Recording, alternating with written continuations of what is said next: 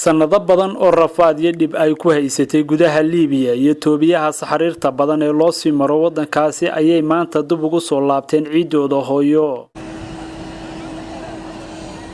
waa 49 xubnood oo u kala dhashay Somaliland iyo waliba dawlad deegaanka Soomaalida Ethiopia. Runtii waxaan kala kulmay dhibaatooyin aad u badan.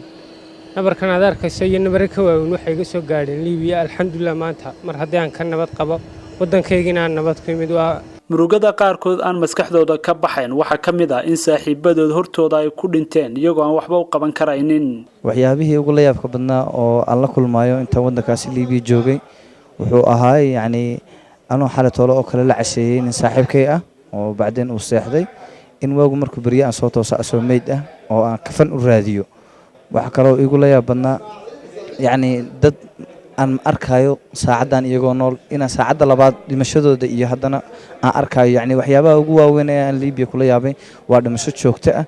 hamigay ma hoos marin hooyo hal mar aan qasaariyay hooyo ha ii qamo waqtiga baas hooyo hor socdayaan ay hooyo halistii taariibtu hooyo. Nasruddin Aadan Abiib muddo 18 bilood ayuu ku xidhnaa wadanka Liibiya.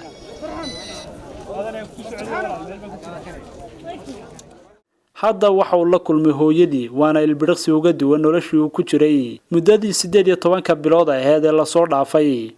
maanta ayaan adduunka intaan ku noolay ugu farxad fiicanahay habeen hurdo maan aqoon ma seexan jirin ama teedna maalintii uu tagay igu dambeysay marka maanta farxadii adduunka ugu weyneed tanna ka maqan baysmalihi. xukuumadda Somaliland waxay sheegtay in dhalinyaradan ay u diyaarisay qorshe noloshooda dib loogu hagaajinayo. mar hadda Somaliland timaadeen suuqa kala gal laydin oran maayo nolosha gacan baa laydin ka siin doona haddii Ilaahay ka dhigo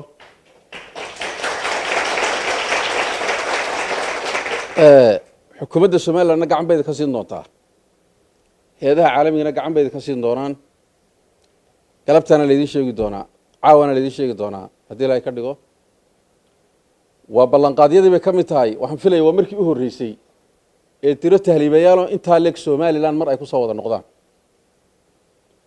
waa ballanqaadyadii xukuumaddan maanta Somaliland ka talisa. hogaamiyaha xisbiga mucaaradka ee Injineer Faysal Cali Waraabe waxa uu dhalinyarada kula dardaarmay in dhalinyarada kale ay ka wacyigeliyaan tahriibta. idinka waxaan iska codsanayaa inay imankana noqotaan tabliiqiin oo kuwa sii socda joojisaan maanta mid baa iimaan saaxiibnahayn oo naxsan oo yidhi inantii baa iga tahriibtay waa maantadan markaa waxaan jecelahay inay aad dhalinyarada ula hadashaan. Jesami oo madax ka ah hay'adda IOM qaybteeda Somaliland waxay HCTV u sheegtay in hay'adooda iyo xukuumadda Somaliland ay iska kaashadeen soo celinta dhalinyaradan. waxaan ognahay inay galeen safar adag aad baan ugu faraxsanahay inaan ku soo celino wadankooda annagoo wada shaqaynayna xukuumadda Somaliland. dhalinyarada maanta la soo celiyay dhammaantood waa wiilal haddaba miyaanay jirin haween Soomaali ah oo ku xidhan gudaha wadanka Liibiya. su'aashan ayaan weydiiyay Jesami. waa su'aal fiican waxa jira hablo jooga Liibiya laakiin waxay ku soo baxeen kooxdan rag kaliya amaba inamo. is all boys, all men who are returning.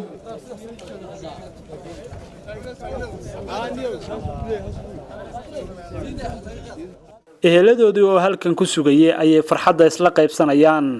maalmaha soo socda ayaa la filayaa in qaar badan oo kale oo kamid ah dhalinyarada reer Somaliland ee ku xidhan wadanka Liibiya laga soo dejiyo garoonka diyaaradaha ee magaalada Hargeysa sida ay sheegeen mas'uuliyiinta dawladdu.